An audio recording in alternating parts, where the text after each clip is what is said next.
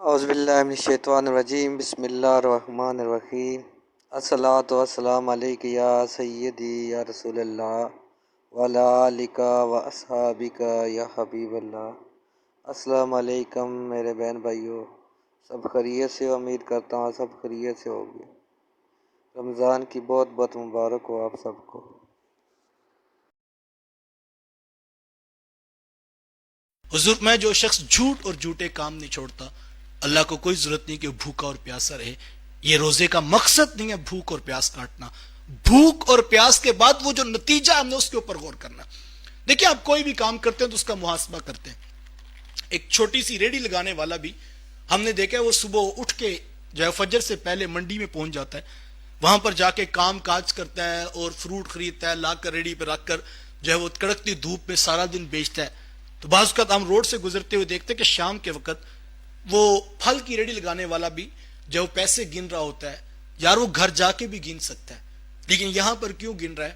کہ وہ جو صبح 4 بجے اٹھا تھا، منڈی گیا تھا، کڑکتی دھوپ میں سارا دن کھڑا ہوں، گلا جو ہے وہ میرا خراب ہو گیا آوازیں لگا لگا کر، تو اب میں ذرا دیکھ تو لوں کہ جو سارے دن کی محنت ہے اس سے نتیجہ بھی مجھے ملا کہ نہیں ملا۔ اب صبح جانے سے پہلے پہلے وہ یہ محاسبہ کر رہا ہے کہ مجھے وہ نتیجہ ملا کہ نہیں ملا، کوئی پروفٹ ہوا کہ نہیں ہوا۔ ہر کاروبار کے اندر انسان اس بات کا محاسبہ کرتا ہے۔ آج دوسرا روزہ مکمل ہونے کو جا رہا ہے، میں اور آپ ذرا ایک لمحے کے لیے آج جب بستر پر لیٹیں تو میں اور آپ محاسبہ کریں کہ وہ جو نتیجہ تقوی کی صورت میں ہم نے حاصل کرنا تو وہ بھی حاصل ہوا کہ نہیں ہوا۔ یہ ایسا تو نہیں ہے کہ ہم نے صبح سحر کی اور سحری کرنے کے بعد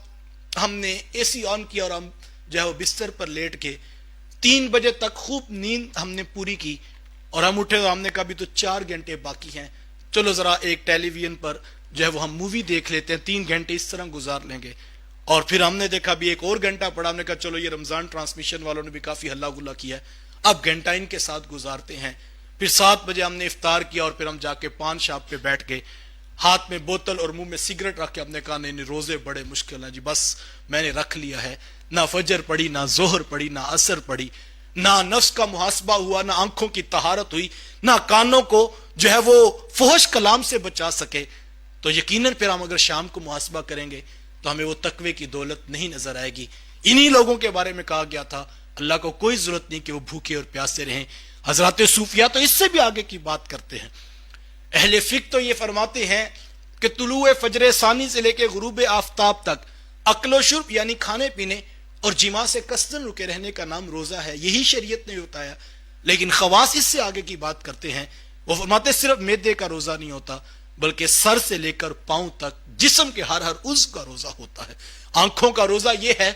کہ وہ غیر محرم کی طرف نہ اٹھیں، کانوں کا روزہ یہ ہے کہ فحش کلام ان کے اندر نہ جائے، زبان کا روزہ یہ ہے جھوٹ، گالی یا کوئی غلیظ فحش کلام اس سے سرزد نہ ہو، اور پاؤں کا روزہ یہ ہے کہ یہ نیکی اور خیر کے کاموں کی طرف چلیں، ہاتھوں کا روزہ یہ ہے یہ حلال کمانے کی طرف رغبت پکڑیں، اور اگر یہ حرام کما رہے تو یہ روزہ ٹوٹ رہا ہے، اس پر محاسبہ کرنا۔ مجھے اچھی طرح یاد ہے بچپن میں ہم جب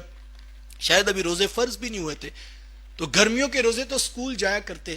تو جیسے ہی آنا تو جو ہے وہ تھکے ہونا تو کبھی لیٹ جانا، تو ظہر کی نماز تھوڑی تاخیر سے ہو جانی یا کبھی جماعت سے رہ جانی، تو ماں جی نے یہ جملہ کہنا اور کہنا بیٹا کہ یہ کوئی روزے نہیں ہوتے۔ کہا بیٹا اگر صرف منہ بند کرنے کا نام روزہ ہے تو کہا بیٹا یہ جانور جس کو قلعے کے ساتھ تم باندھتے ہو،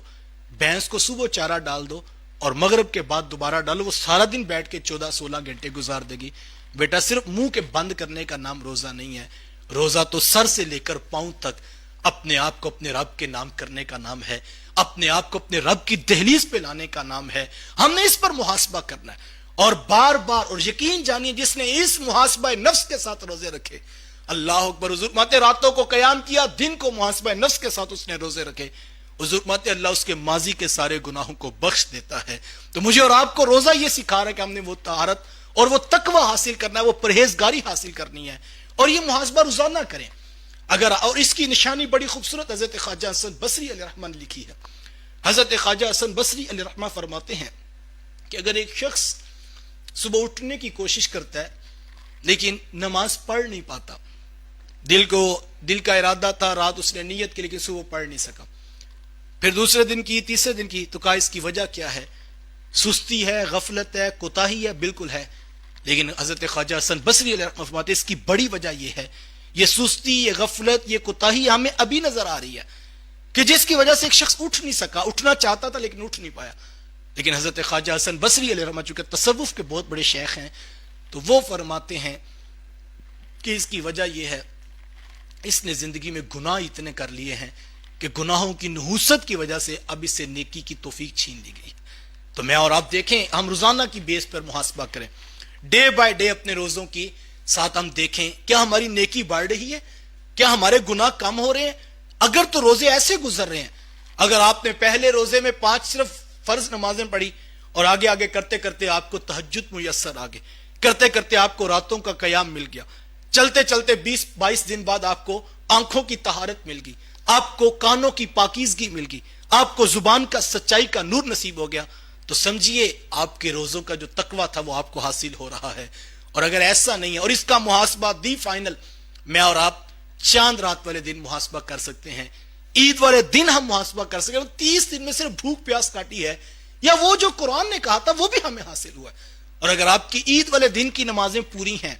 اور جو 29 رمضان کا دن تھا اور 1 شوال عید والا جو دن تھا, اگر یہ دونوں ایک طرح کے ہیں اور برابر نیکیاں ہیں تو آپ کو مبارک ہو. وہ جو 29 دن کی محنت تھی وہ آپ کو تقوی کی دولت میسر آ گئی اور آپ نے اس سے زندگی کا بانک پن اور زندگی کا جمال کشید کر لیا.